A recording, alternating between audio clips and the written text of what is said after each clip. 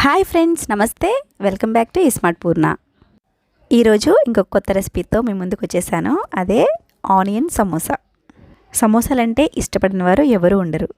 నేను చెప్పే విధంగా ప్రిపేర్ చేసినట్లయితే మీకు మనం బయట తినే లేదా సినిమా హాల్లో తినే సమోసాలు ఎలా అయితే ఉంటాయో సేమ్ అవే టేస్ట్తో ఉంటాయి. ప్రిపరేషన్ కోసం ఒక 250 గ్రామ్స్ దాకా మైదా పిండి తీసుకున్నాను. పూర్తిగా మైదా పిండి వాడడమే ఇష్టం లేని వారు సగం మైదా పిండి సగం గోధుమ పిండితో కూడా చేసుకోవచ్చు. ఇందులో ఒక 1/2 టేబుల్ స్పూన్ దాకా సాల్ట్ యాడ్ చేసుకొని ఒకసారి అంతా కూడా మిక్స్ చేసుకోవాలి. ఇలా అంతా ఒకసారి మిక్స్ చేసుకున్న తర్వాత గోరువెచ్చని నీరు కలుపుకుంటూ మనం చపాతీ పిండిలాగా చాలా సాఫ్ట్గా కలుపుకోవాలి. ఇప్పుడున్న ఈ పాండమిక్ సిచ్యువేషన్లో మనం బయటకు వెళ్ళి తినలేము, అలా అని చెప్పి తినకుండాను ఉండలేము. అలాంటప్పుడు ఇలా ఇంట్లోనే ఈజీగా ప్రిపేర్ చేసేయండి. ఇలా కొంచెం కొంచెంగా గోరువెచ్చని వాటర్ యాడ్ చేసుకుంటూ కలుపుకోవాలి. పిండి మరీ లూజ్గా కాకుండా అలానే గట్టిగా కాకుండా సాఫ్ట్గా కలుపుకోవాలండి. ఒక 5 నుంచి 10 నిమిషాల పాటు ఇలా కలుపుకున్నట్లయితే మనకి పిండి చాలా సాఫ్ట్గా వస్తుంది. ఈ పిండి ముద్దని ఒక 15 నుంచి 20 నిమిషాల పాటు ఏదైనా క్లాత్ కప్పేసేసుకొని పక్కన ఉంచుకోవాలి. సమోసా స్టఫింగ్ కోసం నేను 3 పెద్ద సైజ్ ఆనియన్ని చిన్న చిన్న ముక్కలుగా కట్ చేసి పెట్టుకున్నానండి. ఇలా ఆనియన్స్ కట్ చేసుకున్న తర్వాత ఒకసారి ఇలా అంతా కూడా కలుపుకోవాలి. ఇలా కలపడం వల్ల ఆనియన్స్ లేయర్స్ కూడా అన్నీ చక్కగా వచ్చేస్తాయి. ఒక 1/2 టేబుల్ స్పూన్ దాకా ఉప్పు, ఒక 1/2 టేబుల్ స్పూన్ కారం, ఒక 1/2 table spoon garam masala add చేసుకోవాలి. మరొకసారి ఉప్పు కారం ఆనియన్స్కి చక్కగా పట్టేలాగా అంతా కూడా మిక్స్ చేసుకోవాలి. ఇలా కలుపుకున్న తర్వాత ఆనియన్స్ని కూడా ఒక 10 నుంచి 15 నిమిషాల పాటు పక్కన ఉంచుకోవాలి. ఈలోపు మనం పక్కన ఉంచుకున్నటువంటి పిండి సాఫ్ట్గా అయిపోయిందండి. మళ్ళీ ఒకసారి ఇలా అంతా కూడా కలుపుకున్న తర్వాత ఈక్వల్స్ బాల్ లాగా డివైడ్ చేసుకోవాలి. ఈ బాల్స్ని 3 సెట్స్ లాగా చేసుకోవాలండి. అంటే 3 కానీ 6 కానీ 9 కానీ అట్లా 3 సెట్స్గా చేసుకొని పక్కన ఉంచుకోవాలి. పిండి అంతా కూడా ఇలా ఈక్వల్ సైజ్ బాల్స్లా చేసుకొని పక్కన ఉంచుకోండి. నేను తీసుకున్న పిండికి నాకు 6 మీడియం సైజు పిండి ముద్దలు వచ్చాయి. తర్వాత కొంచెం మైదా పిండి పొడి పిండి జల్లుకున్న తర్వాత ఈ పిండి ముద్దను తీసుకొని చిన్న సైజు చపాతీలాగా చేసుకోవాలండి. మందంగా ఉండాలి కొంచెం. ఇలా ఒకదాని తర్వాత ఒకటి అన్నీ కూడా చపాతీలాగా కొంచెం మందంగా చేసుకొని పక్కన ఉంచుకోవాలి. ఇలా ప్రిపేర్ చేసుకున్న ఈ మూడింటిని తీసుకొని వీటిపైన కొంచెం ఆయిల్ అప్లై చేసుకోవాలి. ఇలా అంతా కూడా ఆయిల్ వేసుకొని స్ప్రెడ్ చేసుకున్న తర్వాత వీటిపైన కొంచెం మైదా పిండి పొడి పిండి జల్లుకోవాలి. ఇలా మూడింటిపైన పొడి పిండి జల్లుకున్న తర్వాత ఒకదాని మీద ఒకటి అమర్చుకోవాలి. వీటిపైన మనం ఆయిల్ పొడి పిండి జల్లుకోవడం వల్ల ఒకదాని ఒకటి అతుక్కుపోకుండా ఉంటాయి. ఇలా మూడింటిని ఒకదాని మీద ఒకటి అమర్చుకున్న తర్వాత దీనిపైన మళ్ళీ కొంచెం పొడి పిండి జల్లి ఇప్పుడు పల్చగా ఒత్తుకోవాలండి. చపాతీలాగా ఎక్కువ ప్రెజర్ పెట్టకుండా స్మూత్గా ఇలా 3 సెట్స్ని కలిపి ఒక పెద్ద చపాతీలాగా చేసుకొని పక్కన ఉంచుకోవాలి.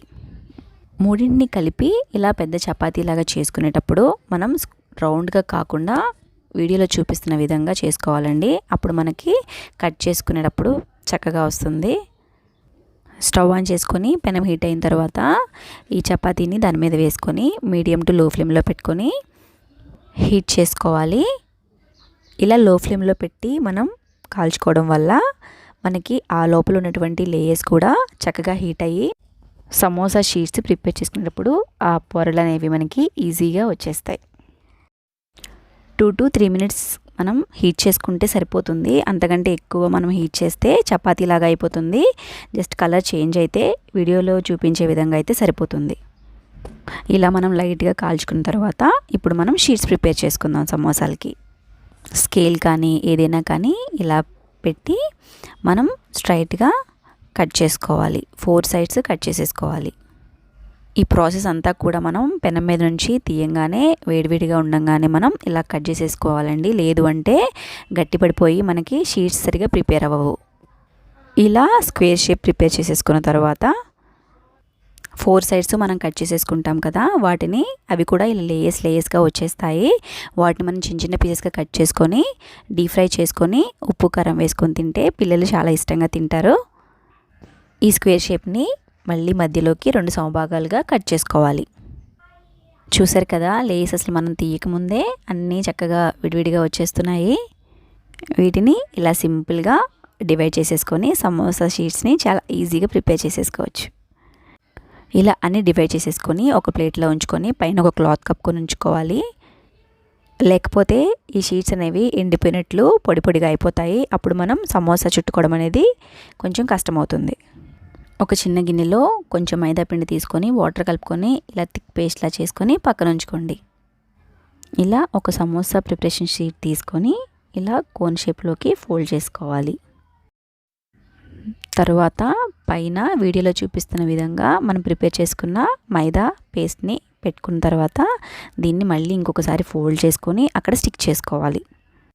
ఇప్పుడు కోన్ షేప్ ప్రిపేర్ అయిన తర్వాత 1 టేబుల్ స్పూన్ ఉల్లిపాయ మిశ్రమం దీనిలో పెట్టుకొని అంచులకి కూడా మైదా పిండి పేస్ట్ మొత్తం కూడా అప్లై చేసేసుకున్న తర్వాత వీడియోలో చూపిస్తున్న విధంగా లోపలికి ఫోల్డ్ చేసుకొని సమోసా షేప్ని పర్ఫెక్ట్గా ప్రిపేర్ చేసేసేయచ్చు. చూసారు కదా, ఇలా అన్నీ కూడా ప్రిపేర్ చేసేసుకోవాలి. నేను తీసుకున్న 1/2 కిలో మైదా పిండికి నాకు కరెక్ట్గా 12 సమోసా షీట్స్ అనేవి ప్రిపేర్ అయినాయి. 12 సమోసాలు ప్రిపేర్ చేసేసుకొని ఇలా పక్కన ఉంచుకున్నాను. తర్వాత స్టవ్ ఆన్ చేసుకొని ఒక కడాయిలో డీప్ ఫ్రైకి సరిపోయినంత ఆయిల్ యాడ్ చేసుకొని ఆయిల్ హీట్ అయిన తర్వాత ఈ సమోసాలను అందులో వేసుకోవాలి. ఈ సమోసాలని ఆయిల్లో వేసుకున్న తర్వాత స్టవ్ మీడియం ఫ్లేమ్లోకి టర్న్ చేసుకోవాలి.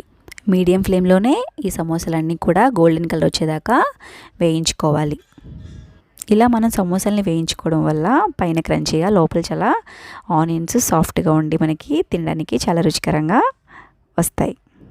ఇంకొక 2 మినిట్స్లో సమోసాలని బయటికి తీసివేస్తామనగా సన్నగా బారుగా ఉన్నటువంటి మిర్చిని మధ్య ఘాటు పెట్టుకొని ఆయిల్లో వేసుకోవాలి. ఆ పచ్చిమిర్చి మీద కొంచెం సాల్ట్ చల్లుకొని ఈ సమోసాలు నంచుకొని తింటే పర్ఫెక్ట్గా మనం బయట ఎట్లా ఉంటాయో అదే టేస్ట్తో ఉంటాయి. చూసారు కదా, చాలా సింపుల్గా పర్ఫెక్ట్గా ఆనియన్ సమోసా ఎలా ప్రిపేర్ చేసుకోవాలో మీరు కూడా మీ ఇంట్లో ట్రై చేయండి. ఈ వీడియో మీకు నచ్చినట్లయితే లైక్ చేయండి, షేర్ చేయండి, కమెంట్ చేయండి. నా ఛానల్ని ఫస్ట్ టైం చూసినవారైతే సబ్స్క్రైబ్ చేసుకోవడం మాత్రం మర్చిపోవద్దు. Thank you for watching.